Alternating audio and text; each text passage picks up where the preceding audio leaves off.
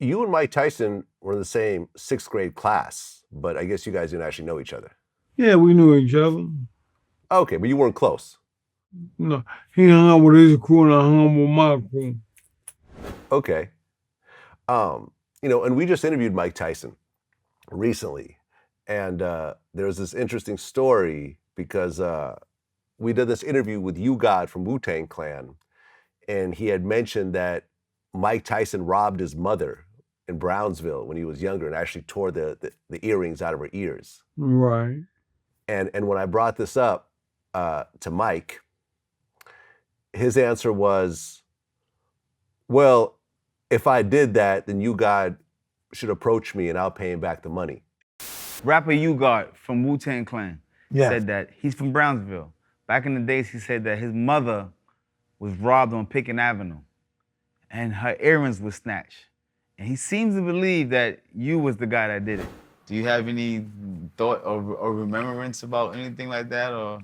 Well, his name You God. Yeah. Well, you tell You God, I got the money to pay him back now. So when he sees me, tell him to ask for the money, and I'll give it to him. Whatever those earrings were, because at the time she probably had a lot more money than me. So he didn't actually deny it, but it seemed like during that time that was sort of the craziness that was happening in Brownsville. Right. Mm-hmm.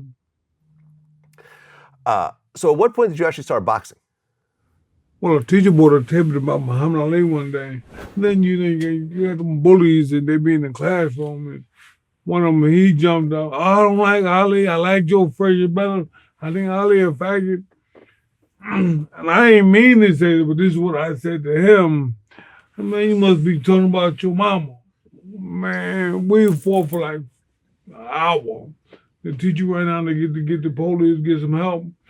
But when they got back, the new champ was born. The champ is here. I beat him up and what have you. And So what year, how old were you when you first started going to the gym and actually started to I formally was box? 13. Okay. So at 13, you started boxing.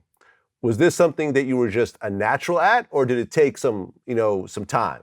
I was a natural because my brothers and sisters, I'm next to the youngest.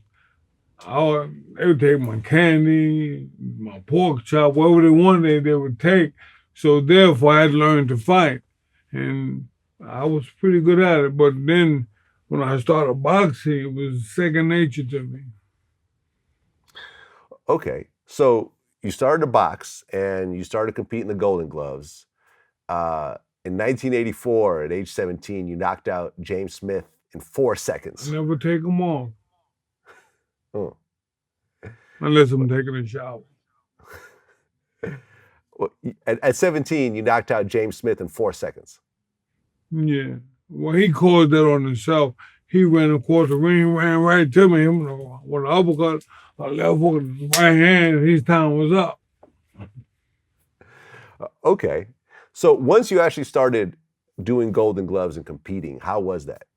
Oh, I loved it because I had a chance to leave New York State. I mean, I saw places I never would see.